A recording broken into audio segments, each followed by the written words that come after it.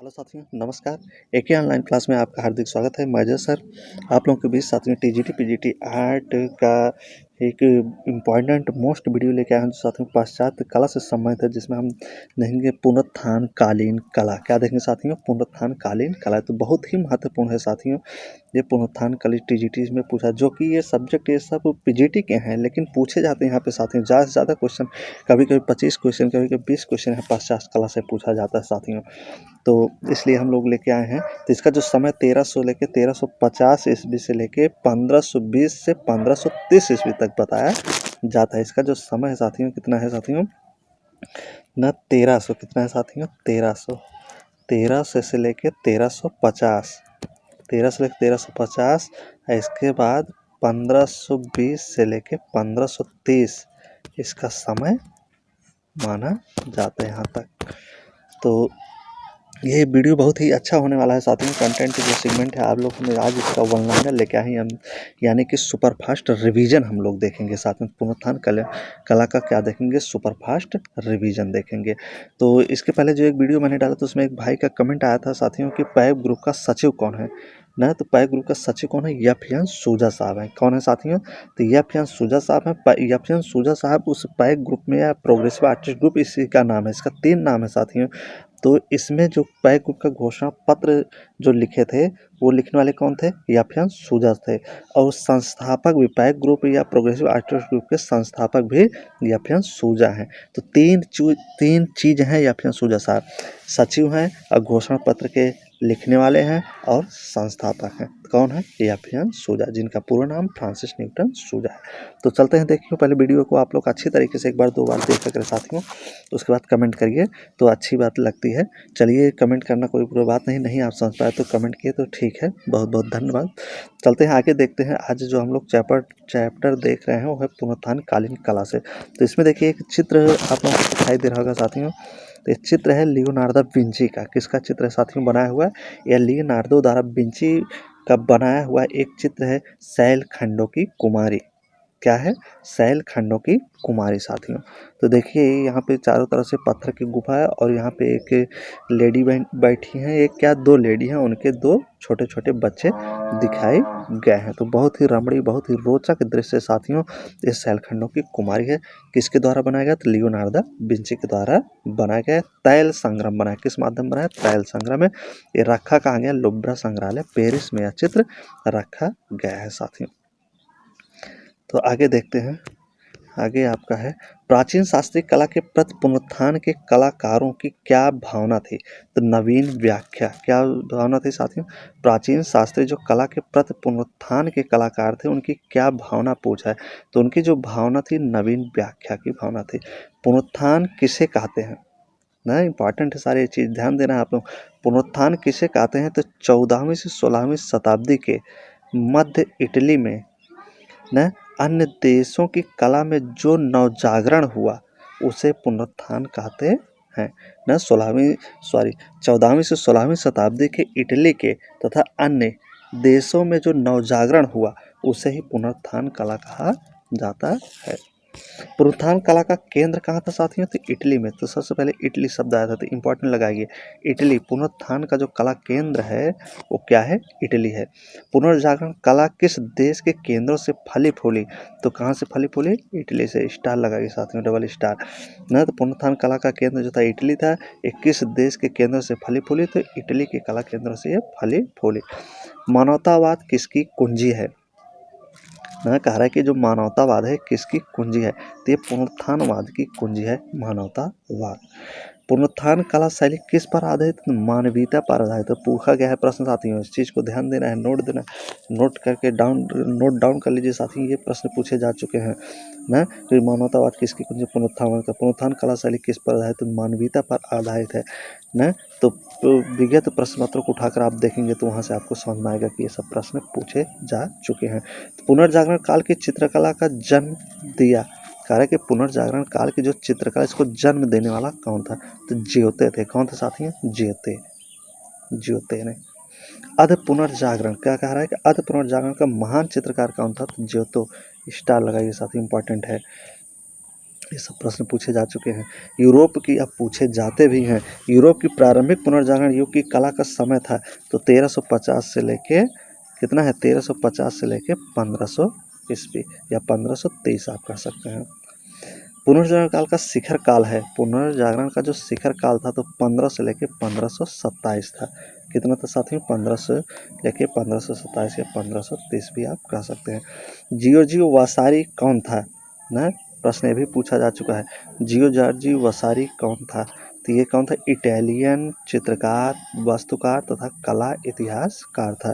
तो जॉर्जियो वासारी जो था साथियों क्या था, एक इटालियन चित्रकार था, इटली का रहने वाला था, वास्तुकार था तथा कला इतिहासकार था। जॉर्जियो वासारी इंपॉर्टेंट है। 1550 में प्रकाशित lives of the most excellent painters, sculptor and architects, कलाकारों की जीवनी जिसे कहा जाएगा ना, क्या कहा जाएगा, कलाकारों की जीवनी का लेखक कौन था, तो जॉर्जियो वासारी था। तो सीधे प्रश्न में पूछने का मतलब है कि इसका कहने का मतलब कलाकारों के जीवनी नामक एक लेख किसने लिखा था, तो जॉर्जियो वासारी लिखा था। कब लिखा था, 1550 में ना। इसका lives of the most excellent of painters पूरा यहाँ तक है इसका। फिर उसका स्कल्प्टर एंड द आर्किटेक्ट्स है, तो कलाकारों की जीवनी जॉर्जियो वासारी की है।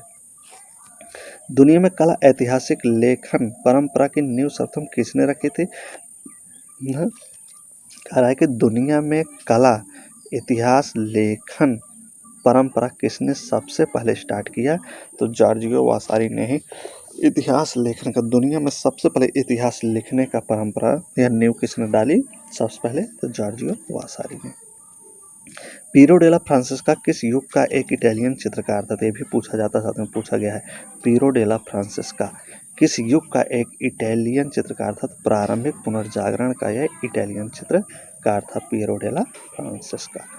किसने मसीहा का ध्वज 1455 से लेकर 1460 ईस्वी को चित्रित किया था, पीरो डेला फ्रांसिस्का ने ना। तो वीडियो आप लोग को जो मिलता है साथियों सुबह रोजाना 7 से 8 बजे, 7 से 8 बजे के बीच में डेली मॉर्निंग में आपको मिलता है साथियों। तो वीडियो को देखना ना भूलें, वीडियो को आप पूरा देखिए, लाइक करिए, सब्सक्राइब करिए, अपने सगे संबंधित दोस्त यारों के पास भी शेयर करिए जो टीजीटी पीजीटी आर्ट क्लास से तैयारी करना चाहते हैं, तो इस वीडियो को भी लाभ उठा सकें। पुनर्जागरण कालीन वास्तुकला का पिता किसे कहा जाता है, तो फिलिप्पो ब्रूनोलेसी को है। तो प्ले स्टोर में बहुत सारे वीडियो हैं भाई बहनों, वहाँ से वीडियो को देखते रहिए, लाभ उठाते रहिए साथियों, बहुत सारे वीडियो डाल चुका हूँ। आगे वास्तुकला में रेखी परपेच की शुरुआत करने वाला इटालियन वास्तुकार एवं डिजाइनर था फिलिप्पो ब्रूनोलेस्पी था। कौन था, फिलिप्पो ब्रूनोलेस्पी था ना। रेखी परपेच की शुरुआत करने वाला इटली का जो वास्तुकार था, डिजाइनर था, वो फिलिप्पो ब्रूनोलेस्पी था। 1377 से 1446 में। आगे है वीनस का जन्म, पूछ रहा है कि वीनस का जन्म किस पुनरुत्थान चित्रकार ने इसे बना था, बेत्तिचेल्ली ने बनाया था। कौन बनाया था वीनस का जन्म, बेत्तिचेल्ली पूछा जाता है। सेंड्रो बेत्तिचेल्ली की एक पेंटिंग यंग मैन होल्डिंग, क्या करा है, सेंड्रो बेत्तिचेल्ली का एक चित्र है young man holding roundel 1480 poplar cast पर टेम्परा है जो 28 जनवरी 2021 को सोथबी द्वारा न्यूयॉर्क में एक नीलामी में कितने रुपए में बिकी थी, तो 92 मिलियन की। कितने बिकी थी साथियों, 92 मिलियन डॉलर में, करीब 67 अरब रुपए होगा, 67 ना क्या होगा, करीब 67,000 रुपये होगा साथियों, 67 अरब रुपए होगा ना। तो सेंड्रो बेत्तिचेल्ली की एक पेंटिंग थी जिसका नाम था यंग मैन होल्डिंग। ये जो था साथियों सोथबी न 2021 सोथबी की नीलामी, 2001 के सोथबी की नीलामी में न्यूयॉर्क में इसकी नीलामी हुई थी, तो 92 मिलियन डॉलर में यह बिका था, तो करीब 67 अरब रुपए होगा साथियों। अगला है पैरेगन ग्रंथ किसके द्वारा रचित है, पैरेगन ये ग्रंथ है, ग्रंथ क्या है, ग्रंथ है पैरेगन जिसका नाम है, किसके द्वारा रचित है, लियोनार्दो विंची द्वारा ये लिखा गया ग्रंथ है पैरेगन ग्रंथ, तो लियोनार्दो इसको लिखे थे। उच्च पुनर्जागरण काल के चित्रकार का नाम बताइए, तो राफेल था। क्या था साथियों, उच्च पुनर्जागरण का जो काल के प्रमुख चित्रकार माने गए वो राफेल थे। पुनर्जागरण काल की बनी painting the school of Athens के चित्रकार कौन है? तो राफेल है। किस माध्यम बनाए गए थे? तो फ्रांसिस्को माध्यम से राफेल ने बनाया था। किस माध्यम में? फ्रांसिस्को माध्यम में। माइकल एंजेलो किस समय में हुआ था? तो पुनर्जागरण काल में। माइकल एंजेलो किस युग में हुआ था साथियों? तो पुनर्जागरण काल में हुआ था। माइकल एंजेलो का जन्म कब और कहाँ हुआ था? तो 6 मार्च 1475 ईस्वी को इटली के कैप्रेस में हुआ था। कहाँ हुआ था? 1475 ईस्वी को इटली के कैप्रेस में हुआ था माइकल एंजेलो का जन्म 1475 में इटली में। उस चित्रकार का नाम बताया जो मूर्तिकार भी था। तो माइकल एंजेलो थे जो ये चित्रकार थे, और चित्रकार के साथ साथ क्या थे? मूर्तिकार भी थे। पूछा जाता है प्रश्न। जूलियानो मकबरा किस शिल्पी की कृति है?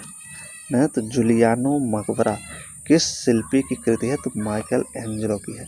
फ्लोरेंस के शिल्पी संघ ने बेप्टिस्टी के कांस्य द्वारों के लिए प्रतियोगिता का कब आयोजित किया था? तो 1401 में। माइकल एंजेलो ने किसकी कार्यशाला में शिक्षा प्राप्त की थी? तो घिरलैंडियो की। यानी कि माइकल एंजेलो के गुरु कौन थे? घिरलैंडियो थे। तो पूछा जाता है साथियों। तो आगे आपको एक फिगर और दिखाई दे रहा है साथियों, माइकल एंजेलो द्वारा बनाया गया है पिएटा। क्या है साथियों? पिएटा। ये मार्बल में, संगमरमर, एक करारा मार्बल आप कहेंगे, तो करारा मार्बल में यह बनाया गया है पिएटा। किसके द्वारा बनाया गया? माइकल एंजेलो द्वारा। तो एक देखिए औरत है जो ऊंचे स्थान पर बैठी है और उसके गोद में एक आदमी है, एक पुरुष है, तो इसी को पिएटा कहा जाता है। क्या कहता है? पिएटा की मूर्ति। तो किसके द्वारा बनाया गया? तो माइकल एंजेलो द्वारा पिएटा की मूर्ति बनाई गई है।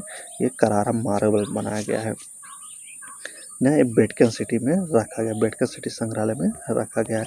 माइकल एंजेलो द्वारा निर्मित मूर्ति डेविड की कुल ऊंचाई पूछ रहा है कितना? साथियों तो पूछा गया प्रश्न है ना। एक प्रश्न तो आपके यहाँ बन रहा है कि डेविड की मूर्ति किसने बनाया? तो माइकल एंजेलो ने बनाया। इसकी ऊंचाई कितना? तो 17 फीट। कितनी ऊंचाई इसकी साथियों? 17 फीट। जब मीटर में पूछेगा तो 5.17 मीटर आप बताएंगे, अब फीट में 17 फीट बताएंगे, मीटर में 5.17 मीटर। तो डेविड की मूर्ति किसने बनाया? माइकल एंजेलो ने। माइकल एंजेलो की डेविड मूर्ति कहाँ है? कहा है कि माइकल एंजेलो द्वारा बनाई गई डेविड की मूर्ति कहाँ है? तो academy of fine arts Florence में। कहाँ है? फ्लोरेंस में है। डेविड की मूर्ति माइकल एंजेलो द्वारा बनाई गई कहाँ है? फ्लोरेंस में। पाप जूलियस द्वितीय का मकबरा किसने बनाया था? तो माइकल एंजेलो साहब ने बनाया था। पाप जूलियस द्वितीय का मकबरा किसने बनाया? तो माइकल एंजेलो ने। ये मकबरा है।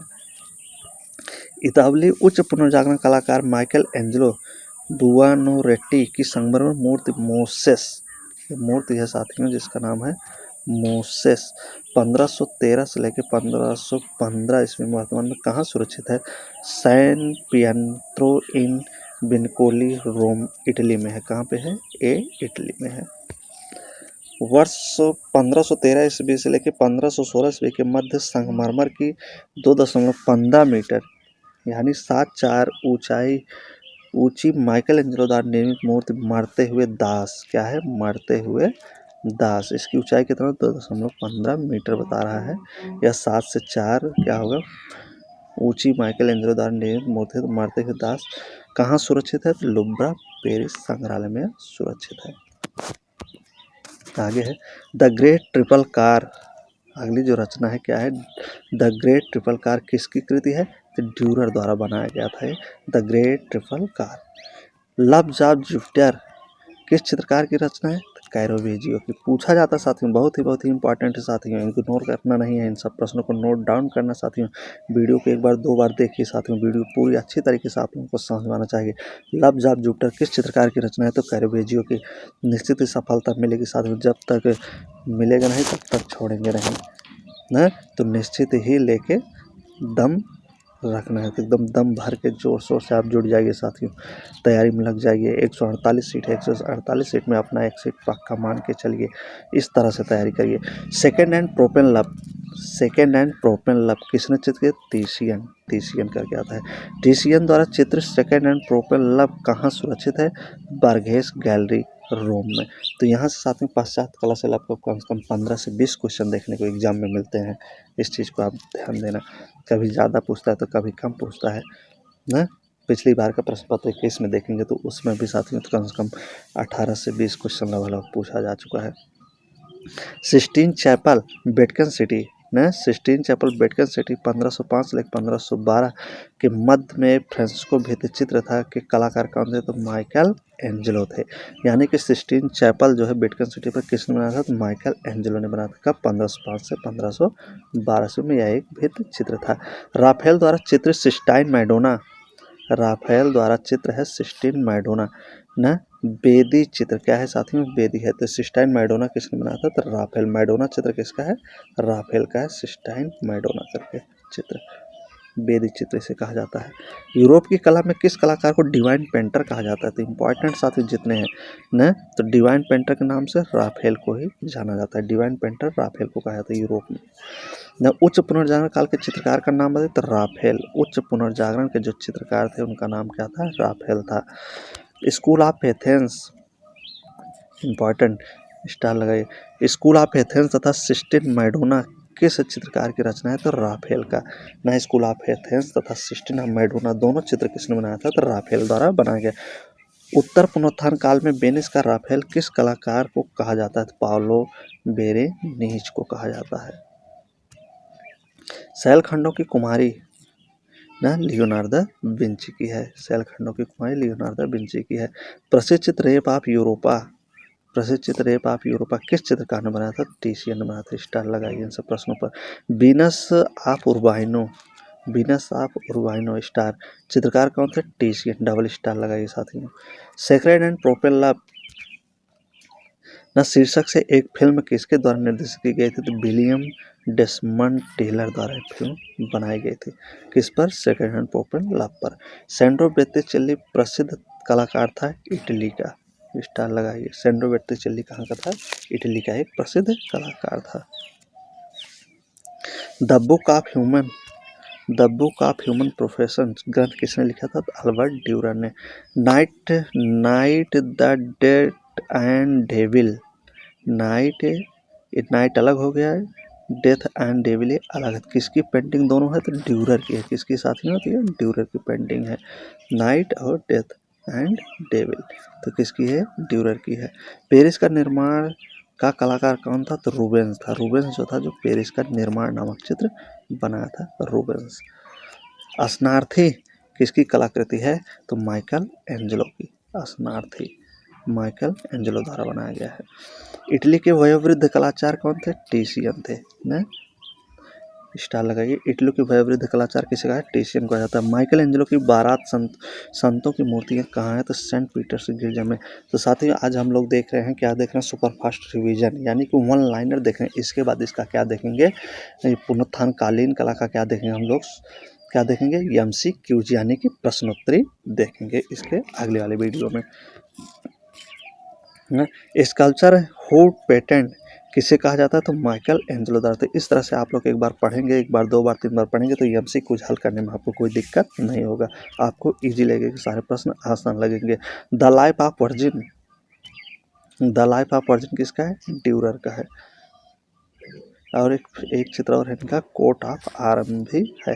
तो दोनों चित्र किसके द्वारा बनाए गए हैं, ड्यूरर द्वारा बनाए। The life of virgin, coat of arms किसका है, ड्यूरर का है। अगला है, अल्बर्ट ड्यूरर का जन्म कब हुआ था, तो 1471 ईस्वी में। अल्बर्ट ड्यूरर का जो जन्म हुआ था साथियों, ये 1471 ईस्वी में हुआ था। अल्बर्ट ड्यूरर किस देश का कलाकार था, तो जर्मनी का कलाकार था अल्बर्ट ड्यूरर।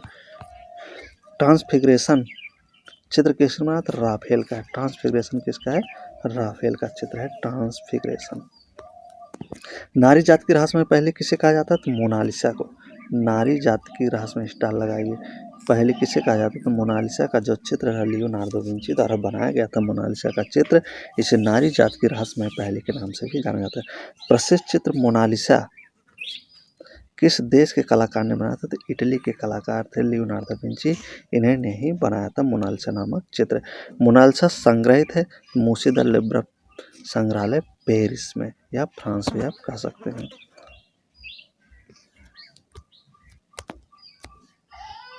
अगला है, मोनालिसा चित्र की पृष्ठभूमि में निम्नलिखित में से क्या दर्शाया गया है?